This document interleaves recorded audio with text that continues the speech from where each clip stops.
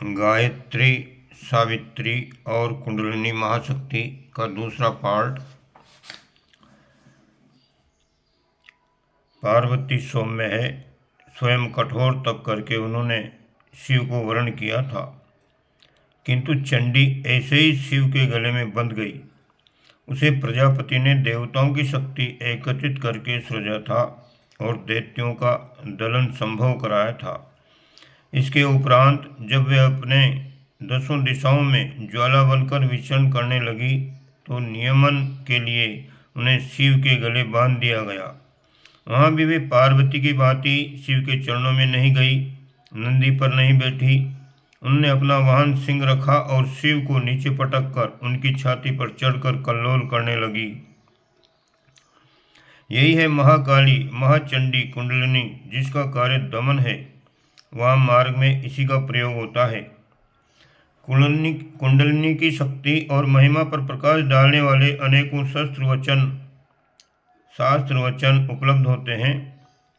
जैसे त्रिपुरा तंत्र में कहा गया है, जो देवता भोग देते हैं वे मोक्ष नहीं देते, जो मोक्ष देते हैं वे भोग नहीं देते, पर कुंडलिनी दोनों प्रदान करती है।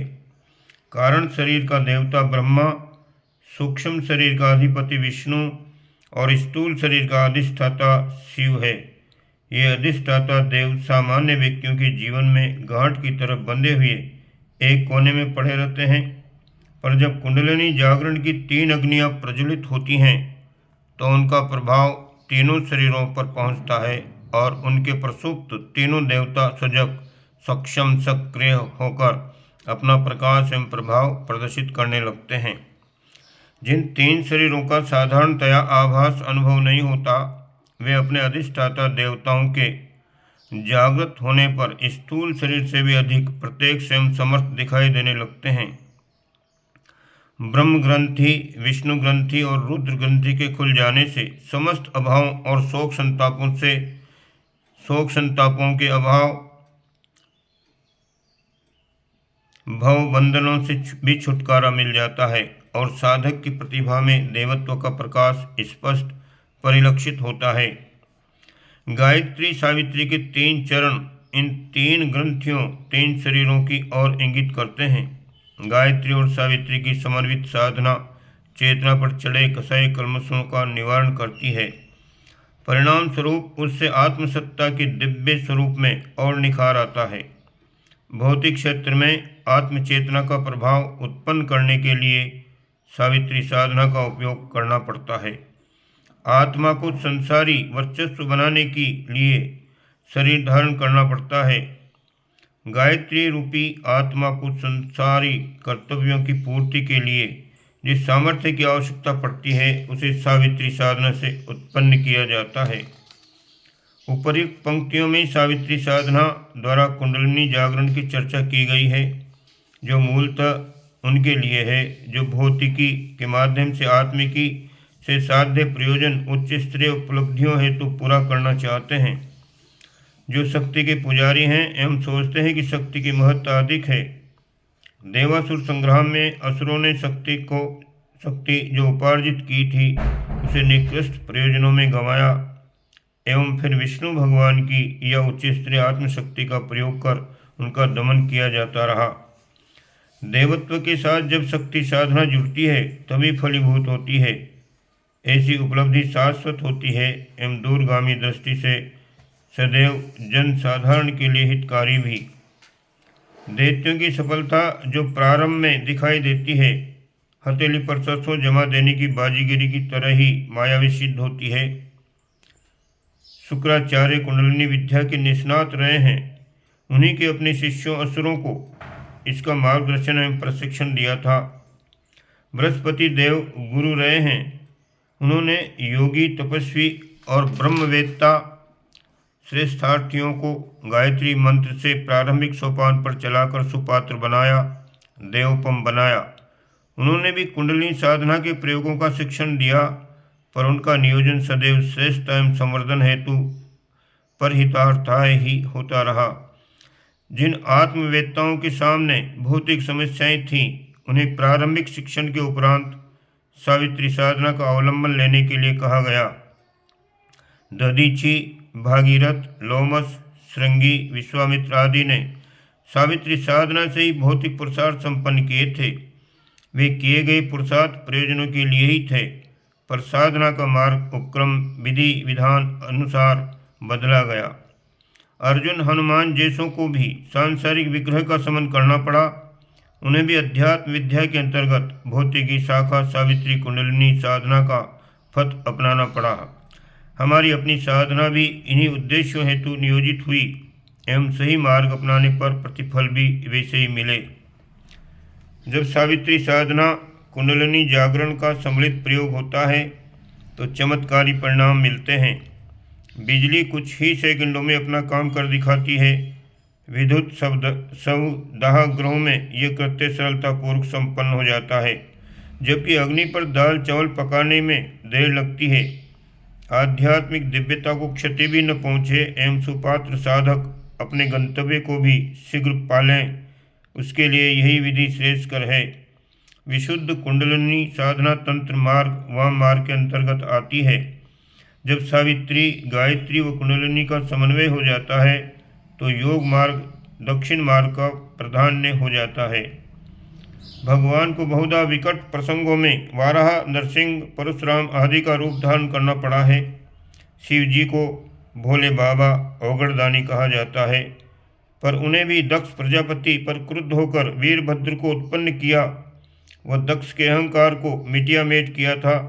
यह आपत्तिकालीन प्रसंग है जिसमें आवश्यकता को देखते हुए समन मर्दन के प्रयोग किए जाते हैं। अवतार शक्तियाँ एवं उच्च स्तरीय आत्माएं परिस्थितियाँ देखते हुए ये कार्य दूसरों से कराती हैं ताकि अपनी शक्ति क्षीण न हो।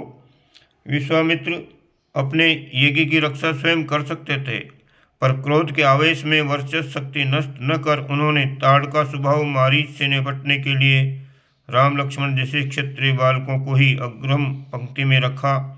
बला अतिबला विद्या सिखाकर उनसे रक्षा का कार्य कराया। समर्थ रामदास ने छत्रपति शिवाजी से और चाणक्य ने चंद्रगुप्त से वे कार्य कराए थे जो यदि वह चाहते तो स्वयं भी कर सकते थे। यहाँ प्रश्न यही आता है कि ब्रह्म तेज अधिक मूल्यवान है, उस उपार्जित विभूति को उच्च प्रयोजनों के लिए सुरक्षित रखा जाए, विग्रह हेतु अपव्यय न किया जाए। इस प्रकार सावित्री व कुंडलिनी की समन्वित साधना से अपने और पराये सामान्य स्तर के संकट निपटाए जा सकते हैं और औचित्य की सीमा के अंतर्गत वैभव सामर्थ्य को भी बढ़ाया जा सकता है। एक व्यक्ति की साधना उपार्जित सामर्थ्य से अन्य अनेक एवं यहाँ तक कि वातावरण को भी बदला सारे परिकर में मंथन कर आमूल चूल परिवर्तन किया जा सकता है। यह सत्य है। अन्य दोनों ही तरह की दान शक्ति दान भी होता है। आत्मशक्ति वाले किसी समर्थ से अपने लिए शक्ति का अनुदान मांगकर उसे उचित कार्यों में खर्च कर सकते हैं। इसका सृष्टि के नियमों में वैसा ही प्रावधान है जैसा कि बैंकों से ब्याज लिया जाता है। जिस प्रकार धनी व्यक्ति अपनी धन संपदा का एक अंश दान करते रहते हैं, उसी प्रकार योगी समष्टिगत कठिनाई आने पर सारी सुविधा के हित हेतु अपना उपार्जन दूसरे सत्पात्रों को भी दान करते रहते हैं। कुटुंब में कमाने वाला एक होता है, सभी अपने अपने हिस्से के छोटे बड़े काम स्थिति के अनुरूप करते रहते हैं, पर यह आवश्यक नहीं कि उन्हें अपने लिए अलग अलग कमाना पड़े, अपनी आवश्यकता का सरंजाम जुटाना पड़े। कुंडलिनी जागरण अति कठिन विद्या है। इसे बिजली के साथ खेलना कह सकते हैं। बिजली के साथ जान जाने का जोखिम भी बना रहता है। कुंडलिनी जागरण प्रयोगों में मार्गदर्शन के पात्रता के अभाव में कई व्यक्ति पागल होते देखे गए हैं। कईयों को पक्षाघात हुआ, वो कई जान से भी हाथ धो बैठे हैं। मोटर ड्राइविंग की किताब पढ़कर कोई गाड़ी चलाने चल पड़े तो इसका परिणाम अनर्थ भी हो सकता है। कुशल सीखा हुआ चालक गाड़ी भी संभालता है और बैठे यात्री को अभीष्ट स्थान तक पहुंचा देता है।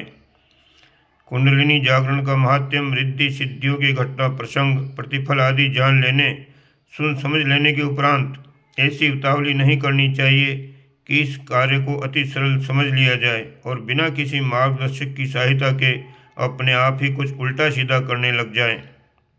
ऐसे प्रसंगों में फुदक कर अपनी पंक्ति में जा खड़े हो आगे की पंक्ति में जा खड़े होने में रोमांच तो है, साहस का काम भी है, पर उसमें खतरा भी अधिक है। गायत्री, सावित्री व कुंडलिनी के समन्वित प्रसंगों की चर्चा साधना प्रयोजनों हेतु इतनी सावधानी से की जानी चाहिए कि उस दिशा में लोगों का आकर्षण कम नहीं है। गुम्मे विज्ञान होने के नाते एक आवरण उस पर पड़ा है। कुंडलिनी विज्ञान का सिद्धांत, स्वरूप व व्यवहार समझने की बात उचित भी है, आवश्यक भी, क्योंकि जब ऐसी विधाओं का लोप हो जाने लगता है तो सूत्र संकेतों की कड़ी मिल जाने पर बुद्धिमान व्यक्ति तो श्रृंखला को अपनी सूझबूझ के आधार पर सुलझा लेते हैं। यदि कुछ भी अता पता न हो तो नए सिरे से अन्वेषण आविष्कार निश्चित ही कष्ट साध्य, समय साध्य है। अस्तु विज्ञान की महत्वपूर्ण धाराओं की जानकारी होने में हर्ज नहीं, हर्ज मात्र प्रयोग करने में है। शब्दभेदी बाण यदि उलट पड़े और अपनी ही आवाज़ को लक्ष्य मान ले तो वो प्रहार आत्मघाती ही होगा।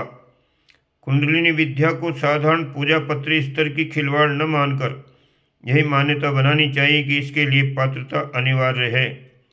प्रारंभिक साधना की पृष्ठभूमि भी होना अभिष्ट है एवं जहाँ तक प्रयोग का संबंध है वह निष्णातों के हाथ में ही रहना चाहिए। ओम शांति।